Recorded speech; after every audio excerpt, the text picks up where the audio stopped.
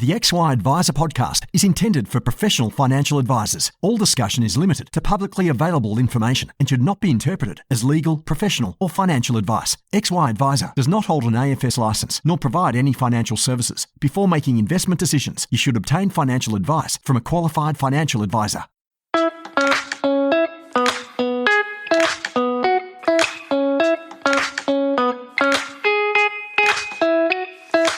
Hey team, Ben Nash here. I'm one of the co-founders at XY Advisor and founder of the rapidly growing Pivot Wealth, which is my business baby. I started from scratch about 8 years ago, and I've since scaled up to become one of Australia's better known financial advice companies for high income accumulators. You can join me every Tuesday as I have the pleasure of furthering my own knowledge by interviewing some of the best people in our industry and beyond to improve every part of what we do with our advice process. We're currently hiring financial advisors and associates, so if our approach resonates, you can learn more at pivotwealth.com.au/careers. This podcast is brought to you by Challenger, who believe in providing customers with financial security for a better retirement. Challenger's lifetime annuities provide different payment solutions to suit your client's financial circumstances and needs. For income certainty, they can choose CPI indexed or fixed payments. Alternatively, they can choose to have payments linked to changes in the RBA cash rate or investment markets. Challenger can provide your clients with a monthly income for life, so they can enjoy today, knowing they'll always have income in the future. Hey guys, Ben Nash from the XY Advisor team, and today I'm pumped to be here with Deline Jacovides. Deline is a founder and advisor at Mazzy Wealth. Recently started just around 6 months ago, so keen to chat about how that's all come about and how it's going. And Deline's also the National Vice Chair at the Association of Financial Advisors, AFA. Deline, thanks for joining us. Thanks for having me, Ben. Look, it's. I think it's super interesting, kicking off a business which you started just recently, post-COVID world, started from scratch. So I'm keen to hear how did that come about. No doubt we'll get into a bit more about how it's going as well. Yeah. So how it came about, I guess I've been an advisor for 9 years now and an employee and in financial services for 12 years. So I've been in the industry for a little bit. I guess as I had gotten older, gotten more experienced, it was just something at the back of my mind that I thought I might want to do. And with COVID and, that happening, I guess, it just felt like the right time to do it after having my 2 young children. So I told myself when my daughter was 2 that I would launch my business. Like many other business owners, I guess there's a lot of different motivations behind it. Part of it was being able to be a bit more creative, have my own hours, all those sorts of things. And then the reality of it is, something different as well, I think. But it's been about 5 months now. Started at the end of January, and I'm sure many business owners will say, it's been a bit of a roller coaster, but it's been good. I'm really excited about the future, and I'm excited and happy that I've made the leap. Yeah, nice. Yeah, it's one of those things that I think you think about starting a business like, wow, this would be great. I'm going to work, flexibly. I run my own hours, and then you kick off and you work in 60, 70-hour weeks, trying to do the next thing and the next thing. It's it sort of takes a little while to find your feet, and often, as you said, that the reality is a little bit different. What was the launching process like? Because it's pretty scary. When I started my business, do the same things, started from scratch, and there's a lot of unknowns there. How was that for you? Yeah. I guess I wasn't, like you mentioned with the time thing, I wasn't naive. I knew it would be a lot of work to get set up. And I think the biggest thing that made me nervous was that I was going from positions where I was fully supported with administration and systems and, all that sort of stuff. And then I would be going into a one-woman band where I would be responsible for everything to start with. So to be honest, that administration part of it really did make me nervous because I wasn't used to sitting there recording when did an FSG go out and recording things like that. So that did make me a bit nervous, but I feel like I finally got into a bit of a rhythm already. In terms of launching, so I guess the first thing I did was start to interview different licensees to work out who I wanted to be licensed with. I knew being self-licensed wasn't something I was interested in doing, as a new business, just not wanting to wear that extra hat. There's already enough hats you have to wear when you're starting out. So, I started that process probably 6 months in advance and started to work out what was important to me with a licensee.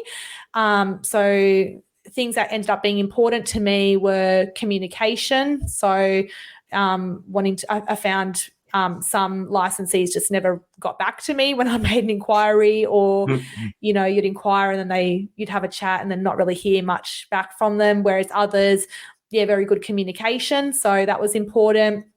Obviously, cost is something that's really important as well when you're starting out, because that can vary quite significantly. And so it's balancing out the cost versus the support you get from the licensee. And technology was something that was important as well. So what tech did they use or approve or allow you to use? So, that's just a couple of examples of things that I worked out that were important as time went on, as well as like understanding the rest of the advisors as part of the group. Who were they, or what did they typically do? And just making sure that everyone's values were aligned. I remember when I first started my business and like finally it kicked off and I was ready to like crack in. And one of the most the things that made me the most nervous was that in every business that I'd previously worked in, I was getting fed clients. Like it was prior to starting my business, I was working with the mortgage broker and lawyer, and the owner of that business was obviously highly motivated to ensure that the financial planning side was successful. Prior to that, I was in a bigger business that did a lot of advertising and had a strong reputation in the marketplace. So I was super nervous about that and keen to go crack the code and figure it out. But talking about admin support, I ended up spending like 6 hours one day trying to arrange the social icons in my email signature. And I was like, fuck, where's the IT people to do this stuff? But it's like, there's a million things that you just don't think about that is normally done for you when you start a business that you're just immediately responsible for. So you can. That is so funny. I remember, it took me weeks to figure out where to, because, my licensee has all the templates that you need to kind of kickstart yourself, but it took me weeks to figure out where to find a third-party authority template from.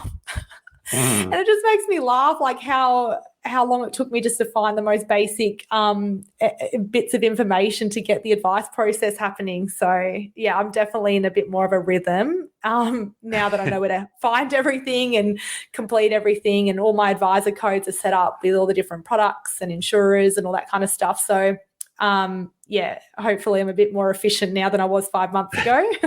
There's a lot of stuff there to unpack. Where are your clients coming from?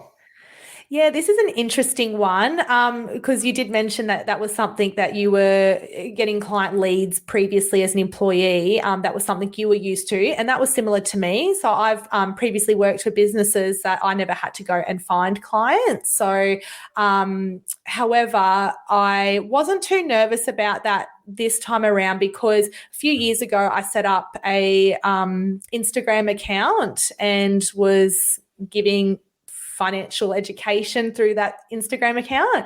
And so that was probably about 2 years before I actually started the business. And over that 2 years, I think I've got about 7,000 followers now on that account. And over time, people were asking, how can I become a client? But they just weren't the right fit for the businesses that I was working in.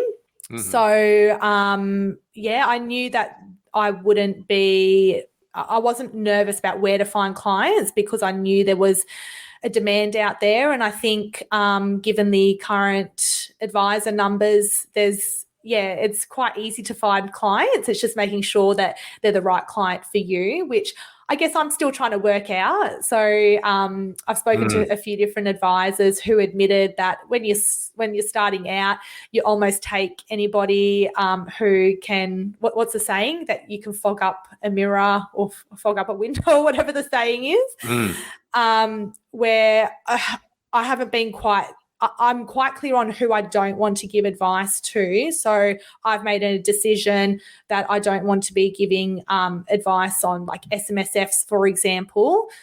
So happy to have an initial conversation with somebody. And if that's something they're really set on, then I'll refer them to another advisor who does do that.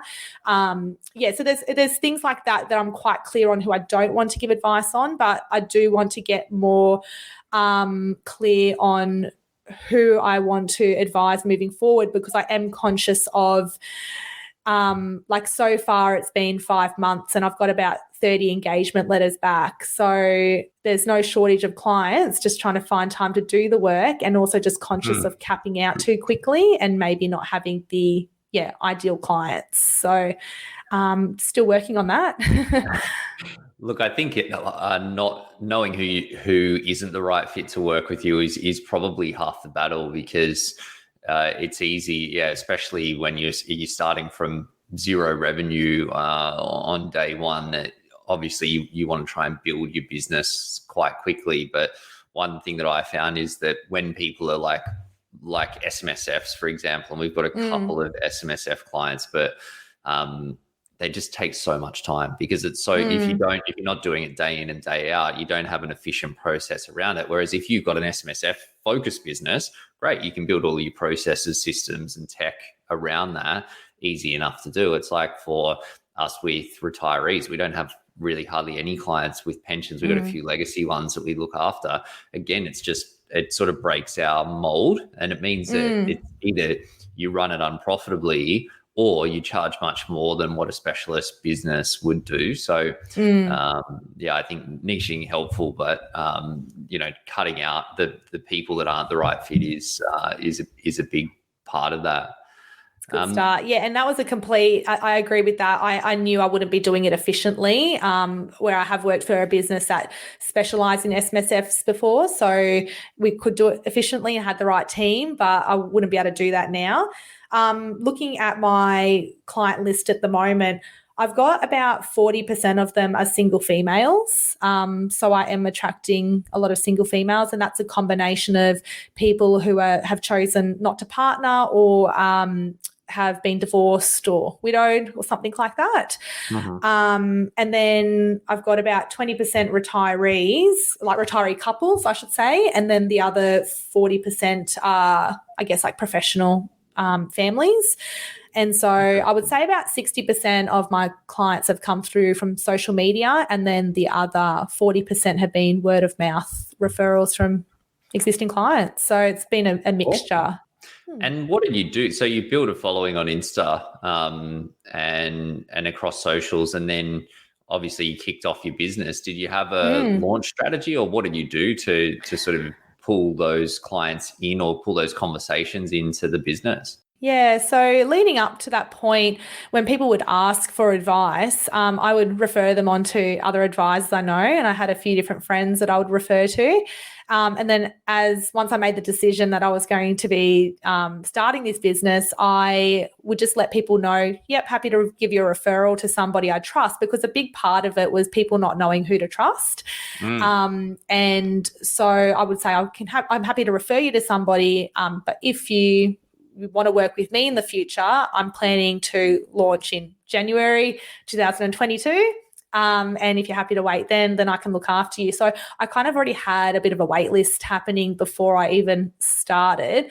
And then in terms of launching, I guess I just told everybody I've now started, I'm taking on clients, and I felt a bit inundated to start with, to be honest. And yeah, that's significantly better than the alternative, though. So well done. That's great. Yeah. What does a typical day look like for you at the moment, and how do you go about managing your time between doing what you need to do to work on your business, plus working with clients and wearing all of those hats you mentioned before?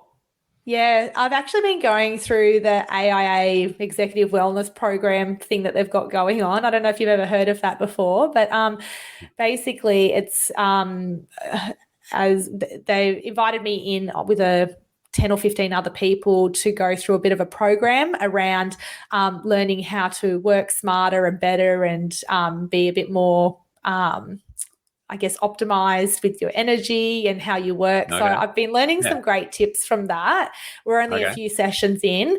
But what I have learned from that is because, as you mentioned, you can be doing long hours as an advisor to start with, as a business owner.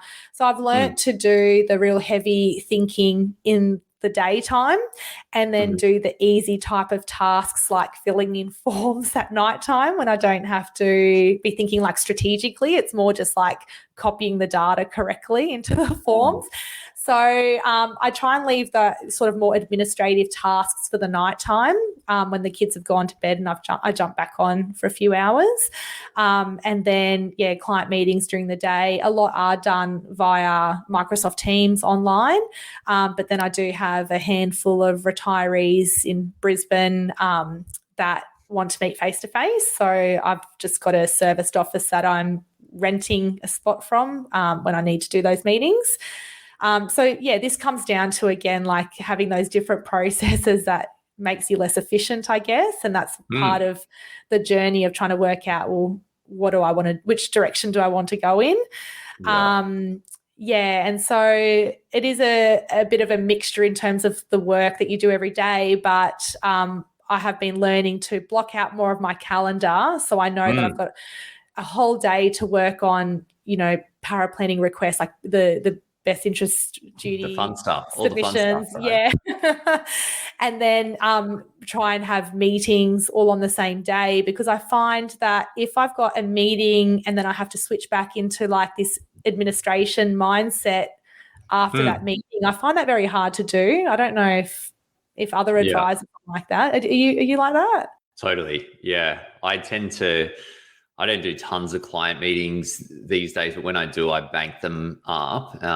And I do that because even going between that and content or marketing or team stuff, I feel like it is, you got to shift your focus, shift the attention and get back into the groove. So I've found that to be quite helpful. I've had the default diary thing for a long time and it's changed a lot, but depending on, what needs my focus in the business or what needs to happen. But I think for me, that's probably been the biggest hack, especially with your clients. Like you got these ongoing clients and ongoing relationships that you want to make sure that they're provided for, but you also have targets around like your new clients and the work that you're doing. And then you review clients as well. So before I did that, I had just had stuff going everywhere in my calendar. But then I started going, okay, well, how many new clients do I want to be able to onboard each week? How many reviews should I be doing each week? How many ongoing clients do I have? And therefore, how many,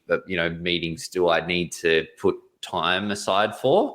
And then I just tried to set that up in the calendar, and it didn't work 100% of the time, but it probably worked 80% of the time. And that was enough. And it's funny that I think that it's really easy that I'd been in the thinking that I need to be, super flexible. And I think it is important to be flexible, but for clients, I found that they sort of use the flexibility that you give them. And if in periods where I'd just been inflexible because I had to be, because there was stuff going on, that people would just conform to whatever needed to happen at that time. And then I started saying, well, hold on a sec now.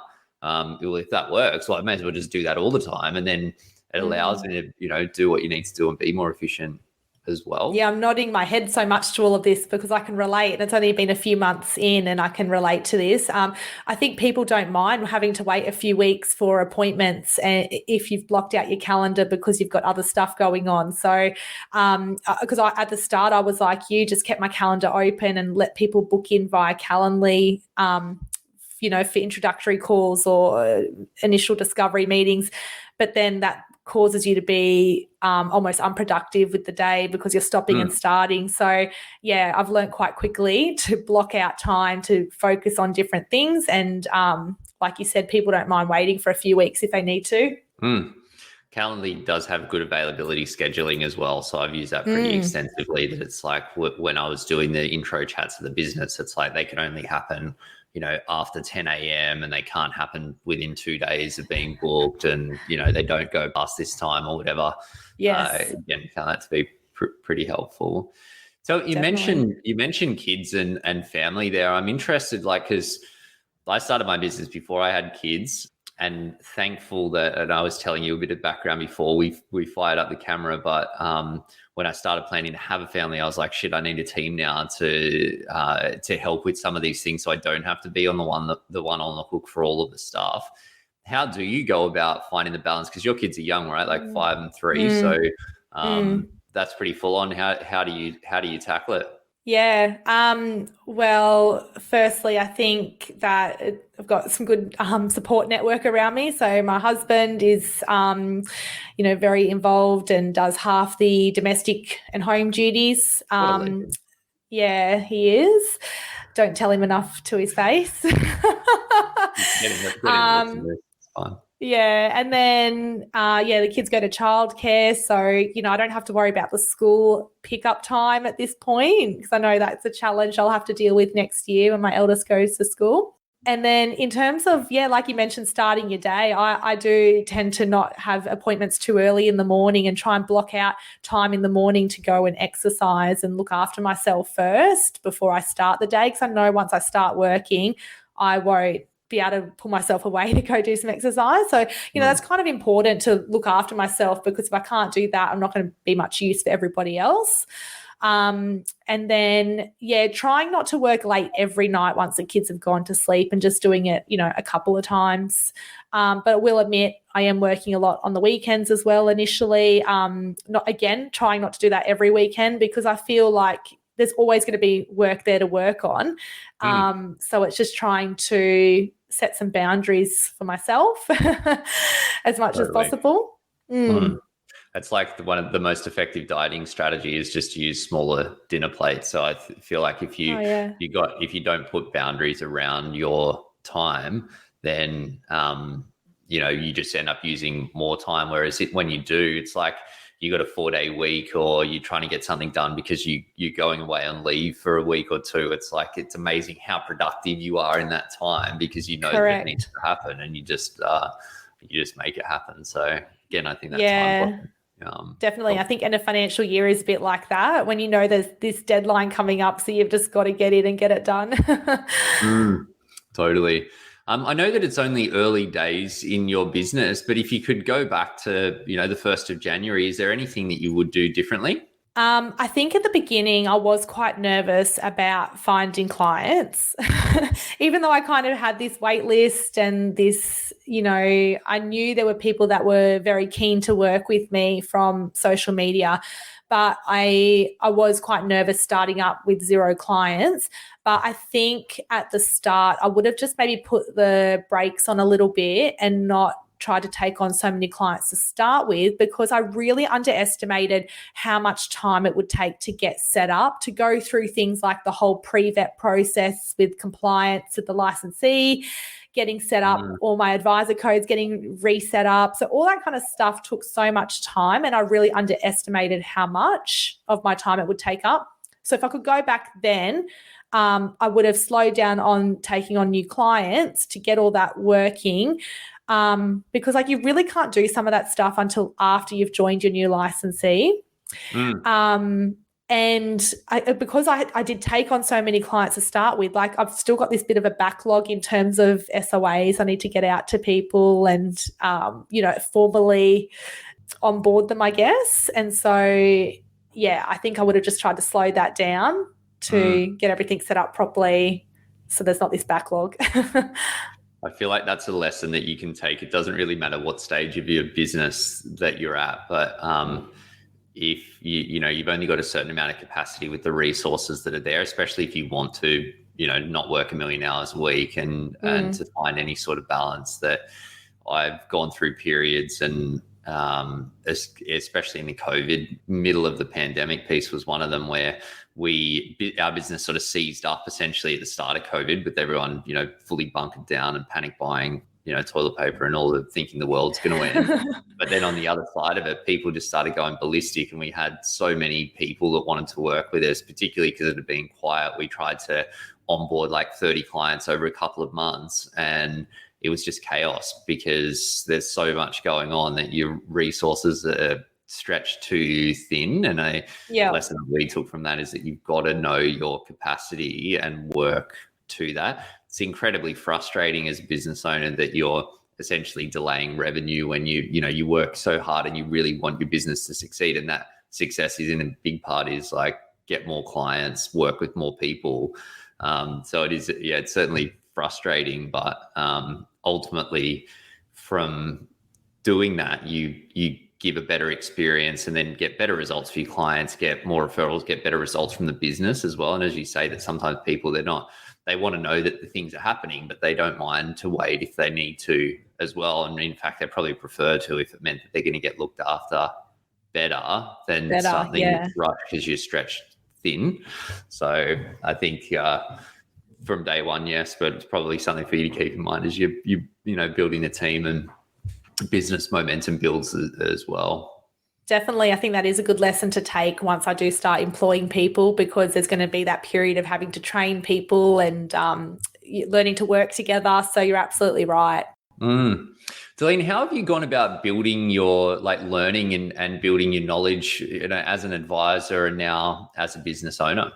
So, as an advisor, I learned a lot on the job through different businesses, being mentored by different advisors. So that was like the informal sort of training, and then, having my CFP and doing those sort of official studies as well. That was like the formal side of it. But I guess moving into a business, there's a whole range of different things to learn there. And so I really have fallen onto my networks. So different advisors that I've met through different associations or different groups really picked people's brains from that. And so part of that has been the connections I've got through the AFA, so other members there. So, for example, John Casher, really good friends with him. We both happen to be licensed with the same licensee. So that was a pure coincidence that ended up that way. But yeah, he's the chair of the National Practitioners Committee with AFA. And so, he's somebody I look to a lot from a business perspective or a business mentoring perspective, because he's been in business for I don't even know how many years now. His baby face suggests not many, but I know the truth to be otherwise. Yeah, long time. Building on falling onto those connections has really helped, which is why we have launched the AFA community group in the XY platform. So it's only newly launched, but that has we've set that up so that people can build their networks a little bit more. So AFA has typically done a lot of face-to-face networking events and various in-person events. And so we kind of just wanted to expand on that and create an online community as well to complement it. Because, like John, for example, is in Melbourne. I'm in Brisbane.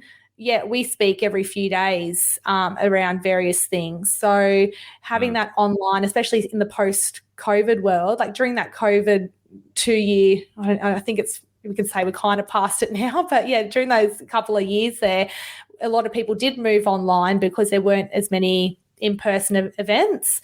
Totally. I think there still isn't. And I think advisors have got super slack when it comes to, and I think as a society, we've probably got pretty slack when it comes to just like social interactions and engagement. I know I definitely have, probably just my inner introvert now thriving. But I think that there are less events, but also just because we're so used to our bunker life that it's like people that just don't go to as many things either. So I know with the XY group and with the AFA, I've been involved with them for a lot of years. Loved getting, pressing the flesh, and that was just what you did as advisors. But it's really not what a lot of people are doing, in that post-COVID environment. Yeah, that's it. So, yeah, we're not trying to take away from the in-person stuff because some people do love that. But it's, I guess, opening up the borders and allowing advisors all across the country because there's not that many of us left. So just helping to build those connections and networks and sort of complement the in-person stuff. So we've got that. So if anyone's interested in joining, that's part of the AFA and wants to get involved in that, I don't know if there's like a link that we can put into the podcast notes or something like that and how it works. Yeah. I think we could put a link somewhere. But it's also on the platform, right? So if you search on the XY platform, AFA, you should find it. I think we'll find a link. I think so. Tell us about, because you guys have been working on this financial literacy program with the AFA as well. Tell us a bit about how that's come about and what it actually is. Yeah, so we're working on a financial literacy program, as you mentioned. It's still in its early days, but when we've spoken to advisors and the association and various people in the industry, everyone seems pretty excited about it. So I think it's a fair comment to say that many advisors would love to be doing more in this space. So they'd love to be giving, more education to general Australians, helping more people, educating their local communities, and like helping the next, the young generations so that we've got, I guess, more financially literate Australians. So I think that's a fair comment, but the issue we've got is that so many advisors are busy, they're time poor, they're running their businesses, they've got so many other priorities that they're trying to work on, so they don't really have the time to dedicate towards this. So what we're trying to do as the practitioners committee is build out a framework and a financial literacy program so that advisors can kind of just pick it up and deliver it. So we're still in the early days of it, but ideally in our mind, we would like to be able to set it up with different organisations so that we can just simply say, here's a time slot, we need an advisor to go speak at this school or speak at this event, and then an advisor can sort of step in and just deliver the content. That's, I guess, the ideal end goal. And I think it's great because it helps to build, not only it helps people be more financially literate so that they can, set themselves up to be successful financially, but to be in a sort of position that can afford to get good quality help from advisors, with the cost of advice increasing significantly over the last few years and likely to continue on that path. Correct. As advisor numbers shrink over time. But I think as getting the message out that advice is here to help and building that trust in the profession, I think it's great to see that happening through these community groups as well. And we're just chatting a little bit offline, but I think, historically that stuff has happened, but often comes attached with alignment with some sort of specific product or company solution that comes off the back of it. So yeah, I think it's great to see. And also, fully agree with those comments that advisors time poor, and wrapping all of the content up in a nice bow for them to just tweak and put their spin on is helpful, as opposed to someone trying to reinvent the wheel. So for people that are keen to learn more or maybe get involved potentially in that program, what's the best way for them to learn about that? We'll get involved in the AFA XY group. I think that would be a good start because we'll be posting more information in there. But then also, just get in touch with me or John, or Ronnie was on one of the last podcasts as well. So I think he might have mentioned being involved in this as well. So get in touch with one of us and we can talk about how, you can learn more and get involved. Like I mentioned, it's still early days, but then happy to keep, if anyone's interested in knowing more, happy to keep them in the loop as we develop this, or if they want to join and get involved. I think you really hit the nail on the head as we were talking offline. A big part of us wanting to do this is around improving the reputation of financial advice in Australia. We've had such a bad rap in the past, the last few years, and it is picking up, I think, from what I read and hear. But there's still some more work to be done in that reputation area. And then, as you mentioned, making sure that we do have financially literate Australians so that they can afford advice in the future and they understand the value of advice. Unless a lot of people don't realise the value until they actually get advice and go through the process. So I think if people can see, everyday people can see what we are doing as advisors as a whole, and if we're all sort of on the same page and delivering the same information and message and content, that's only going to help us all, rather than having different messages or different information that we're spreading and things like that. Or even just helping consumers know what advice actually would probably be a helpful starting point as well.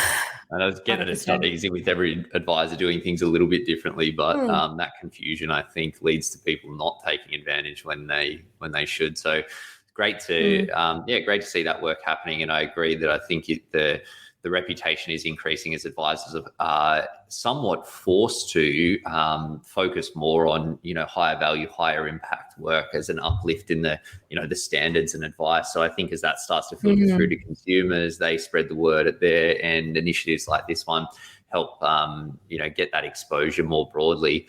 Really awesome to see, and well done for making the time to drive that sort of stuff while you're managing a young family and a baby business as well. Yeah. So, well done. But Deline, thank you so much for sharing your insights. Super pumped to see where the journey takes you, and really look forward to hearing about it again on the next one. Awesome. Thanks for having me, Ben.